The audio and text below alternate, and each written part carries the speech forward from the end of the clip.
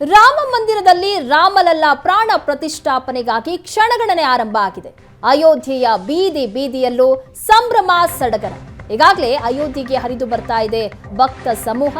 ಅಯೋಧ್ಯೆಯ ಹನುಮಾನ್ ಗಡಿಯಲ್ಲಿ ರಾಮ ನಾಮ ಸ್ಮರಣೆ ಆಗ್ತಾ ಇದೆ. ಅಯೋಧ್ಯೆಯ ಬೀದಿ ಬೀದಿಯಲ್ಲೂ ಸಂಭ್ರಮ ಸಡಗರ.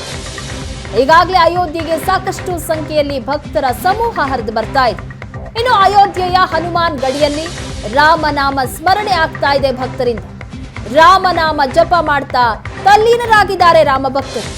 ಹನುಮಾನ್ ಗಡಿಯಲ್ಲಿ ರಾಮ ಭಕ್ತರು ತಲ್ಲೀನರಾಗಿದ್ದಾರೆ ರಾಮನಾಮ ಜಪದಲ್ಲಿ. ಅಯೋಧ್ಯೆಯಾದ್ಯಂತ ಗಲ್ಲಿ ಗಲ್ಲಿಯಲ್ಲೂ ಬೀದಿ ಬೀದಿಯಲ್ಲೂ ಸಂಭ್ರಮ ಸಡಗರ. ಜನವರಿ 22 ಇನ್ನೆರಡೇ ದಿನ ಬಾಕಿ ಇರುವಂತದ್ದು ರಾಮನ ಪ್ರಾಣ ಪ್ರತಿಷ್ಠಾಪನೆಗೆ ಕ್ಷಣಗಣನೆ ಆರಂಭ ಆಗಿದೆ. ಎಲ್ಲೆಲ್ಲೂ ಭಕ್ತರು ಈಗ ರಾಮನನ್ನ ಸ್ಮರಣೆ ಮಾಡ್ತಾ ಇದ್ದಾರೆ.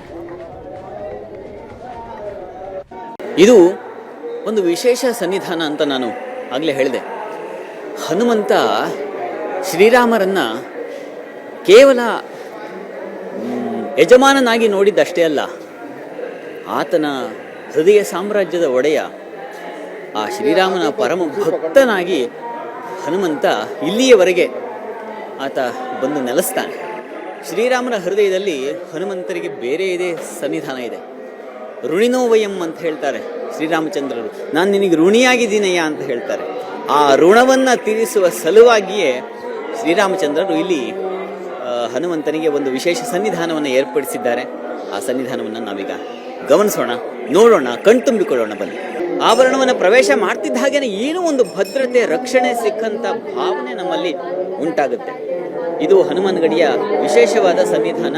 ಇಲ್ಲಿಗೆ ಬರ್ತಕ್ಕಂತಹ ಪ್ರತಿ ಯಾತ್ರಿಕರಿಗೆ, ಪ್ರತಿ ಭಕ್ತರಿಗೆ ಹನುಮಂತ ರಕ್ಷಣೆಯನ್ನ ಕೊಡ್ಲಿಕ್ಕೆ, ಯಾವ ಸಂಕಲ್ಪದಿಂದ ಬರ್ತಾರೋ, ಯಾವ ಭಯದಿಂದ ಬರ್ತಾರೋ ಅದನ್ನೆಲ್ಲ ನಿವಾರಣೆ ಮಾಡ್ಲಿಕ್ಕಾಗಿ ಹನುಮಂತ ಇಲ್ಲಿ ನೆಲೆಸಿರ್ತಕ್ಕಂಥದ್ದು. ಅಂತ ಒಂದು ಸಿದ್ಧ ಕ್ಷೇತ್ರದಲ್ಲಿ ನಾವಿದ್ದೀವಿ. ಇದರ ಸಂಪೂರ್ಣ ದೃಶ್ಯಗಳನ್ನ ತಾವು ನೋಡ್ತಾ ಹನುಮಂತನನ್ನ ಮನಸ್ಸಿನಲ್ಲಿ ತುಂಬಿಕೊಳ್ಳೋಣ ಬನ್ನಿ. ನಾವು ಸಾಮಾನ್ಯವಾಗಿ ಬುದ್ಧಿರ್ ಬಲಂ ಯಶೋ ಧೈರ್ಯಂ ನಿರ್ಭಯತ್ವಂ ಅರೋಗತ ಅಜಾಡ್ಯಂ ವಾಕ್ಪಟುತ್ವಂಚ ಹನುಮ ಸ್ಮರಣಾದ್ ಭವೇತ್ ಅಂತ ಹೇಳ್ತೀವಿ. ಬುದ್ಧಿಬಲಕ್ಕಾಗಿ, ಏನು ಭಯ ನಿವಾರಣೆಗಾಗಿ, ಯಶಸ್ಸು, ಧೈರ್ಯ ಎಲ್ಲವುಗಳಿಗಾಗಿ ಹನುಮಂತನ ಪ್ರಾರ್ಥನೆ ಮಾಡ್ತೀವಿ.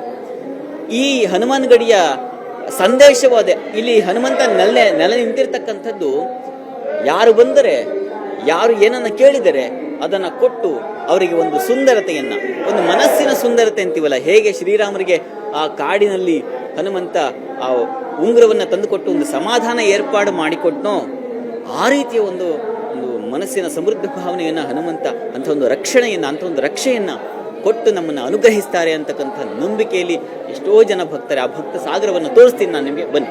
ನಾವು ಸಾಮಾನ್ಯವಾಗಿ ಮಂದಿರಕ್ಕೆ ಬರ್ತಕ್ಕಂಥದ್ದು ಅಲ್ಲಿರ್ತಕ್ಕಂಥ ದೇವತೆಯನ್ನ ಮನಸ್ಸಿನಲ್ಲಿ ತುಂಬಿಕೊಳ್ಳಲಿಕ್ಕೆ. ಯಾವ ರೂಪದಲ್ಲಾದರೂ ಸರಿ, ನಾಮರೂಪದಲ್ಲಿ, ಮಂತ್ರ ರೂಪದಲ್ಲಿ, ಅಥವಾ ಇನ್ಯಾವುದೇ ಸಾಧನದ ರೀತಿಯಲ್ಲಿ ಅಲ್ಲಿರ್ತಕ್ಕಂಥ, ಇಲ್ಲಿ ವಸ್ತುತಃ ಹನುಮಂತನನ್ನ ಮನಸ್ಸಿಗೆ ತುಂಬಿಕೊಳ್ತಕ್ಕಂಥದ್ದು. ಹೇಗೆ ನೋಡಿ, ಇಲ್ಲಿ ನೋಡ್ತಾ ಇದ್ದೀರಾ, ಹನುಮಾನ್ ಚಾಲೀಸವನ್ನ ಪಾರಾಯಣ ಮಾಡ್ತಾ ಇದ್ದಾರೆ.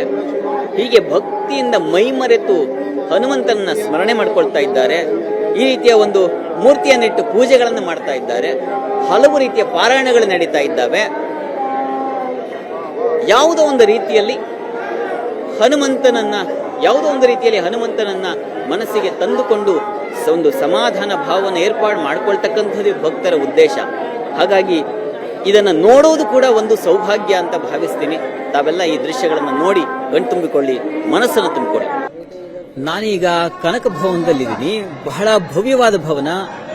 ಇಲ್ಲಿನ ಕಲೆ, ವಾಸ್ತುಶಿಲ್ಪ ಇದೆಲ್ಲ ನೋಡ್ತಾ ಇದ್ರೆ ತುಂಬಾ ರಮಣೀಯವಾಗಿರ್ತಕ್ಕಂಥದ್ದನ್ನ ನಾವು ಗಮನಿಸ್ತಾ ಇದೀವಿ. ಇಲ್ಲಿ ಇದು ತ್ರೇತಾಯುಗದಿಂದ ಸುಮಾರು 8 ಲಕ್ಷ ವರ್ಷಗಳ ಹಿಂದಿನಿಂದ ಅಸ್ತಿತ್ವವನ್ನು ಉಳಿಸಿಕೊಂಡು ಬಂದಂತಹ ಒಂದು ಭವ್ಯವಾದ ಭವನ ಇದು. ಇದನ್ನ ನಾವು ನೋಡ್ತಾ ಇದ್ದೀವಿ. ಸೀತಾಮಾತೆ ಹಾಗೂ ಶ್ರೀರಾಮಚಂದ್ರರಿಗೆ ಉಡುಗೊರೆಯಾಗಿ, ಕೈಕೇಯಿ ಉಡುಗೊರೆಯಾಗಿ ಕೊಟ್ಟಂತಹ ಒಂದು ಭವನ ಇದು. ಆ ಭವನವನ್ನ ಆಗಿನಿಂದಲೂ ಉಳಿಸ್ಕೊಂಡು ಬಂದಿದ್ದಾರೆ ನಮ್ಮ ಹಿಂದಿನ ಮಹಾರಾಜ. ಆ ಒಂದು ಏನು ಪರಂಪರೆ, ಚಕ್ರವರ್ತಿ ಏನು ಪರಂಪರೆ ಮುಂದುವರೆದಿದೆ, ಅವರೆಲ್ಲ ಇದನ್ನ ಉಳಿಸ್ಕೊಂಡು ಬಂದಿದ್ದಾರೆ. ಈ ಹೊತ್ತಿಗೆ ನಾವು ಇದನ್ನ ಕಣ್ತುಂಬಿಕೊಳ್ಳಲಿಕ್ಕೆ ಸಾಧ್ಯವಾಗ್ತಾ ಇದೆ. ದ್ವಾಪರ ಯುಗದಲ್ಲಿ ಕೃಷ್ಣ ಪರಮಾತ್ಮ ಕೂಡ ಇಲ್ಲಿಗೆ ಬಂದಿದ್ದ ಅಂತ ಹೇಳ್ತಾರೆ. ಅಂತಹ ಒಂದು ಭವ್ಯವಾದ ಭವನದಲ್ಲಿ ನಾನೀಗ ಇದ್ದೀನಿ.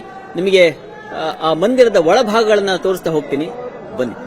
ನೀವು ಆ ಭವನದ ವಾಸ್ತುಶಿಲ್ಪವನ್ನು ನೋಡಬಹುದು, ಅದರ ಕಲಾಕುಸರಿ ಇತ್ಯಾದಿಗಳನ್ನ ಗಮನಿಸಲಿಕ್ಕೆ ಮತ್ತು ಅದು ಕಣ್ಮನಗಳನ್ನ ತಣಿಸ್ತಕ್ಕಂಥದ್ದಾಗಿದೆ. ಬಹಳ ತುಂಬಾ ಚೆನ್ನಾಗಿದೆ. ಭಕ್ತರು ಯಾತ್ರಿಕರು ಇಲ್ಲಿಗೆ ಬರ್ತಕ್ಕಂಥದ್ದು ಈ ಭವನವನ್ನ ನೋಡ್ಲಿಕ್ಕೆ, ಸೀತಾಮಾತೆ ಇಲ್ಲಿ ಇದ್ರಲ್ಲ ಅನ್ನುವಂಥ ಭಾವನೆಯನ್ನ ತುಂಬಿಕೊಳ್ಳೋದಿದೆಯಲ್ಲ, ಅದೇ ಪ್ರಮುಖವಾದ ಸಂಗತಿ ಇಲ್ಲಿ.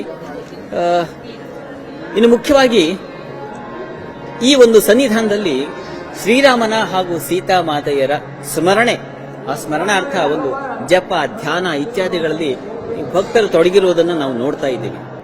ಈಗ ನೀವೇನ್ ನೋಡ್ತಾ ಇದ್ದೀರಾ, ಅಲ್ಲಿ ಸೀತಾಮಾತೆಯರಿಗೆ ವಿಶೇಷ ಪೂಜೆ ಹಾಗೂ ನೈವೇದ್ಯ ಇತ್ಯಾದಿಗಳು ನಡೀತಾ ಇದೆ. ಹಾಗಾಗಿ ಆ ಪರದೆಯನ್ನು ಹಾಕಿದ್ದಾರೆ. ಅಲ್ಲಿ ಮಂತ್ರವತ್ತಾದ ಪೂಜೆಗಳನ್ನು ನೆರವೇರ್ತಾ ಇದ್ದಾವೆ. ಇಲ್ಲಿ ಭಕ್ತರು ರಾಮನ ಕುರಿತಾದ ಮಂತ್ರ, ಜಪ ಹಾಗೂ ಸ್ಮರಣೆ, ಧ್ಯಾನ ಇವುಗಳಲ್ಲಿ ಮಗ್ನರಾಗಿದ್ದಾರೆ. ಭವನಕ್ಕೆ ಬಂದರೂ ಶ್ರೀರಾಮಚಂದ್ರ ಇಲ್ಲಿದ್ದ, ಸೀತಾಮಾತೆ ಇಲ್ಲಿದ್ದಳು, ಇಲ್ಲಿ ಇದೇ ಜಾಗದಲ್ಲಿ ಅವರು ಓಡಾಡಿದ್ರು, ಇದು ಅವರ ಅಂತಃಪುರವಾಗಿತ್ತು ಅನ್ನೋದನ್ನ ನೆನೆಸ್ಕೊಂಡು ಭಕ್ತಾದಿಗಳು ಭಾವುಕರಾಗ್ತಾರೆ. ಅವರಿದ್ದರಲ್ಲ ಅನ್ನೋ ಜಾಗದಲ್ಲಿ ಓಡಾಡಿದ ಯಾವ ಭಾವ ಇದೆ, ಅದು ನಾವು ತ್ರೇತಾಯುಗದಲ್ಲೇ ಇದ್ದೀವೇನೋ ಅನ್ನೋ ಭಾವನೆ ಉಂಟಾಗುತ್ತೆ. ಆ ಕಾರಣದಿಂದಾಗಿ ಬಂದಂತ ಭಕ್ತರು ಇಲ್ಲಿ ಕಣ್ಮನಗಳನ್ನ ತುಂಬಿಕೊಳ್ತಾರೆ. ಮತ್ತು ಇಲ್ಲಿ ಇನ್ನೊಂದು ಅಂಶವನ್ನು ನಾವು ಗುರುತಿಸ್ತೀವಿ. ಸೀತಾಮಾತೆ ಹಾಗೂ ಶ್ರೀರಾಮಚಂದ್ರರು ವಿವಾಹವಾದ ಸಂದರ್ಭ ಇದು.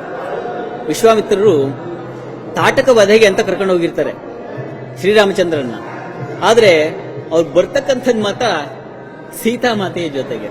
ವಿಶ್ವಾಮಿತ್ರರು ಸೀತೆಯನ್ನ ರಾಮರಿಗೆ ವಿವಾಹ ಮಾಡಿಸಿ ಅಯೋಧ್ಯೆಗೆ ಕರ್ಕೊಂಡು ಬರ್ತಾರೆ.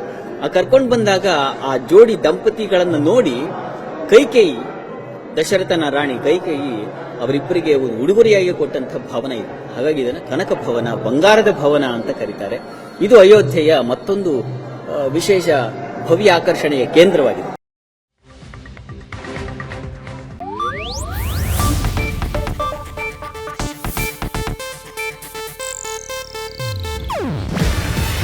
ಇದು ಏಷ್ಯಾನೆಟ್ ನ್ಯೂಸ್ ನೆಟ್ವರ್ಕ್ ಪ್ರಸ್ತುತಿ.